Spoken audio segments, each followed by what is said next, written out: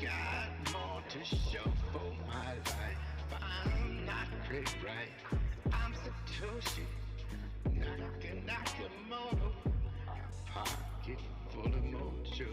Satoshi. Oh, Satoshi Nakamoto.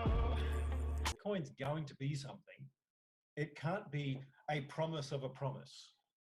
To believe that Craig Wright had nothing to do with Bitcoin, even though he was on the same message board's mailing list.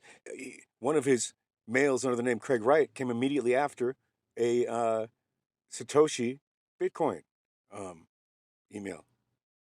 I mean, these weren't tons of people. There were a few thousand that were on these lists, and he was one of them. So, and he was working on a digital cash solution for Lassiter's Casino, online casino. These things are known. He has very intimate understanding of Bitcoin, as does Phil Wilson, Jamie, as he was known at the time. I'm not going to go through his whole story because it's out there for you to look at yourself. What I'm going to do is assume that you've read it, and maybe you don't understand all of it. Maybe you do. But I don't think, again, that a thinking person, an unbiased thinking person, not a Bitcoin maxi who is terrified that their holdings are going to diminish in value if anyone is named as Satoshi, who can then come out and say something, and maybe one or two words will destroy their Bitcoin. They are best off with the "we are all Satoshi" mantra. So it's you have different agendas out there, and people that don't own Bitcoin in general aren't familiar with Bitcoin or understand Bitcoin, and as such, they don't care who created it, who Satoshi Nakamoto is. Not in all cases, but that's true in general. So what you have is these Bitcoin maxis, Bitcoiners, whatever, and the altcoiners, because as goes Bitcoin, so seem to go the altcoins. When Bitcoin rallies, the altcoins rally. So it's in their interest to see Bitcoin gain value. So, and these people don't want someone to be able to come out there and make a statement. This isn't the real Bitcoin. This isn't how I would have done it. And if they're the inventor, well, then this isn't the real Bitcoin, is it? They don't want that. So it's in their financial interest to have no one be Satoshi. So they're going to rail against any evidence that comes out that someone is Satoshi, because that person, with one word, could affect their financial situation. And that includes basically the whole market. Like I said, as Bitcoin goes, so seem to go the other cryptos. The one exception would be BSVers, Bitcoin SV, Satoshi's Vision, which was started by Craig Wright. And these people have an opposite agenda. If Craig Wright is not Satoshi, then it wasn't his ideas that were the revolutionary ones, then their coin isn't really worth anything. Have the same genius behind it that Bitcoin did in the initial code. Who wrote that? Who wrote the initial code? Who was responsible for most of the white paper? Who overcame the Byzantine generals problem and the double spend issue and switch it from being a third-party timestamp server to a peer-to-peer network? Who came up with all of these ideas? That was Phil Wilson, I believe, and any other unbiased person, I believe, will also come to that conclusion after they read the detailed information in his Bitcoin origin story, which, by the way, begins with the Cypherpunks manifesto, which points to his almost paranoid desire for anonymity that you see with him, as opposed to the other two partners, Dave Kleiman and Craig Wright. So what does he say? He says that he was on a message board, and he was on an IRC chat room that was labeled cryptocurrency, something along the lines of an e-cash system, and he was curious about it. Why was he curious about it? Because he'd read something in a book that he could show that he purchased the month that he claims to have run into Dave Kleiman. So what he's saying is he ran into a gentleman going by the name Dave Kleiman, didn't use a fake name, who was well known on these boards as being a security and encryption expert.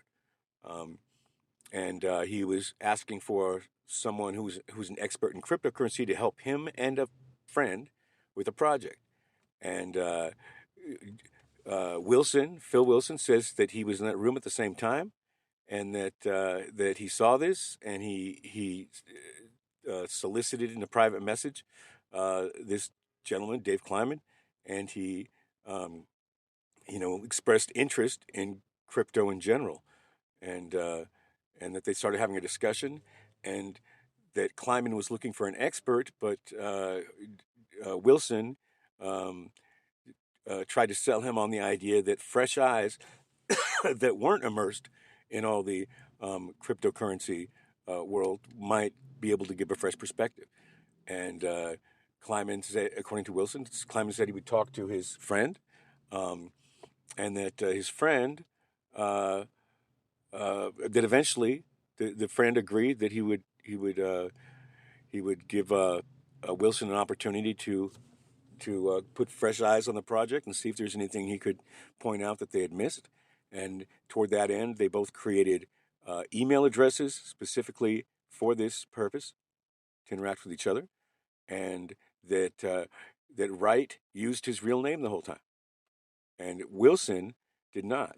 Wilson identified himself as a Jamie with no last name. His middle name was James.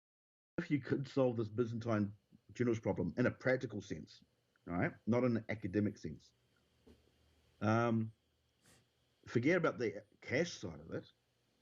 That will actually solve one of the great problems in the guilty verdict of von Nothaus, which was a Texas libertarian who had created a Liberty dollar that he minted himself and tried to pass off as legal tender. This might concern someone who was creating an alternative currency that could be used worldwide.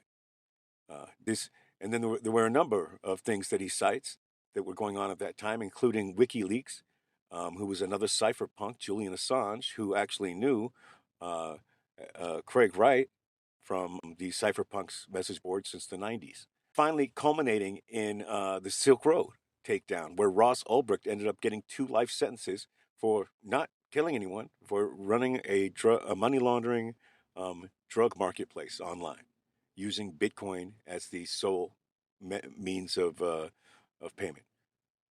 So 2 life sentences.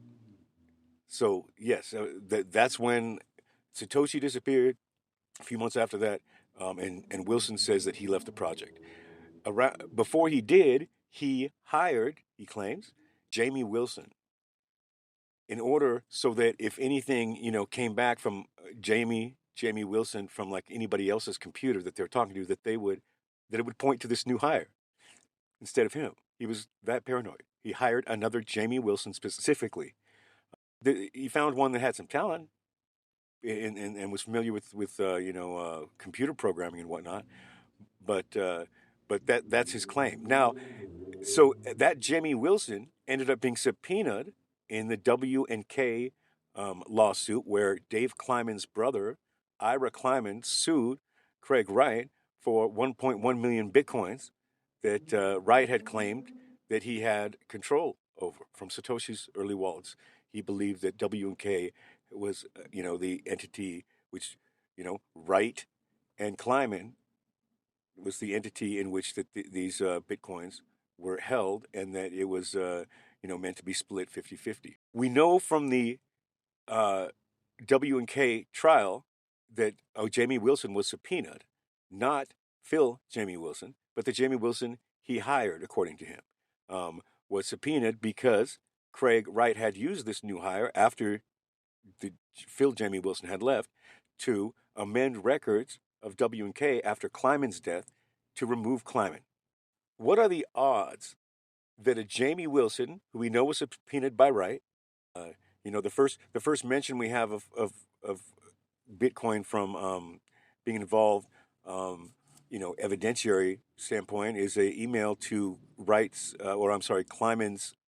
Dave Kleiman's father, telling him that Kleiman was part of a team of 3 people who created Bitcoin. So this, right after Dave Kleiman dies, he sends that to his dad. He was one of 3 people that did this. Who's that third person? spy in a duffel bag that died. Well, dead people can't deny something. So, but then he, in testimony, he says that that this Garrett, who he claimed uh, was the third person, he claimed he was present for a phone call in New York, or a virtual meeting or whatever, in New York, a year after he died. So obviously that's a lie. Why was he going out of his way to, lie about this third? Who was this third person that he mentioned to Kleiman? Anyway, so we have a Jamie Wilson that was subpoenaed because Wright used him to made him a director of the company so that he could rubber stamp Wright's agenda item. Dave's role, was he actually contributing to the code? Type user interface system, and we used that because Dave had done some programming, but not much. All right, and that's what he'd used. And this other Jamie Wilson, who was a cypherpunk, who could put himself right in the middle of all this other stuff that was going on, who can walk in detail through each and every thing that he came up with that revolutionized digital currency and overcame all these obstacles that had hindered others. He can walk you right through exactly his thought process, exactly what it was that that triggered that. Something from World of Warcraft in one case. Another case, it was hardware logic gates that he'd worked with on motherboards. He says he hired another Jamie Wilson, to cover himself. The paranoia he showed in destroying a wallet file with $40,000 worth of Bitcoin because he was terrified of 2 life sentences, like Ross Ulbricht of Silk Road got. It's not a huge stretch to think, he probably did do that. He didn't want anything around that connected him, should the whatever 3-letter, acronym agencies show up, and want to, spirit him off to the United States to face charges, have Interpol hunt him down, to face charges in the United States and sit and rot in a U.S. prison for the rest of his life. Is that worth $40,000 worth of Bitcoin at the time? Yeah. What a coincidence it would be if that's not true, and a Jamie Wilson, saying he was involved, and then there's another Jamie Wilson. Is that Jamie? It fits. Everything that Wilson says fits. Wilson has never been shown to commit. He didn't go out and commit forgeries to try to, undo everything he deleted, recreate it. But if an unbiased look, if you really delve into all these different things, which I have, ad nauseum, ad infinitum, which I have, then my belief is that you'll come to the same conclusion I did. The thing that makes the most sense when you add up the amalgamation of information out there and you put it together and you crunch it and you're seriously non-biased, like I am, you have no choice but to come to the conclusion the thing that makes the most sense is that, yes, Craig Wright was involved and that Phil Wilson's story is true, word for word. He says if that's not enough, his story, to believe him, that you need some sort of hard evidence, which he's destroyed and he's not going to forge, then you can just look at his story as some fan fiction, if that makes you feel better. This guy is like literally just, devoid of narcissism, the opposite of Craig Wright. His motivations in doing this were for humanity. It was an open source project. That's why he let Craig Wright have access to his ideas as he was making them, because he wanted to put this out there and make the world a better place. I see Craig Wright as an ambitious opportunist, that didn't have any, earth-shattering ideas, whose forgeries, are so transparent, he forged Dave Kleiman's signature, or someone did, on the evidence that he submitted. Dave Kleiman's signature on various legal documents, which were shown to be a font. It wasn't even a signature; it was a font that looked like a handwriting, and they can determine exactly what font it was. And it was a font created after Dave Kleiman died. So it couldn't be Dave Kleiman. Dave Kleiman signed his name. Phil Wilson, Jamie Wilson, has been living out there in obscurity. it's either the case that the story is roughly correct, or you now have to explain the existence of this Phil guy and his incredible storytelling ability to put all the pieces of the puzzle together and tie them in with like deep theoretical knowledge of Bitcoin. Well, both of them can be correct in this scenario because he is a scammer and he has information that only Satoshi would have. Yeah. So both Yeah. parties are satisfied there. People, 100 people, 1,000 people, or put $10,000 bounty on a story that would link to those two types of parts of Craig and make them both true. They'll have a very difficult time. Yes. You know, I imagine you'll have some residual bias, and maybe you won't be open to this, but hopefully, you know, it'll percolate and some part of you wants the truth. Look what I've done. I've helped by clicking like. You haven't. And all these people who think they have, you're scum. And if you don't like that, get off your freaking ass and do something about it. This guy was not only, you know, obscure or whatever, but that he was mocked and dragged, you know, by everyone when he came out with what I believe is the truth. And I think anybody else will see it as the truth as well. I believe Phil Wilson, for all the reasons stated, and all, you know, you would need to read the Bitcoin Origins in order to have the background. You need to understand what I'm saying in this. I guess what is this? A podcast, an audio, something or other.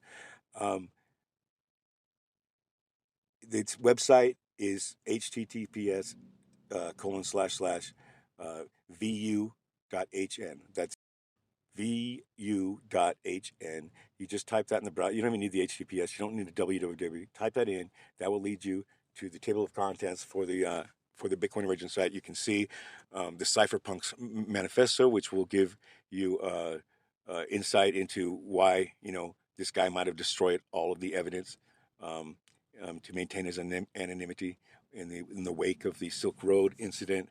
It's followed by the narrative, the story. Read the story. After the story, he's got how he did the Bitcoin logos. He made animations showing step by step how he put them together.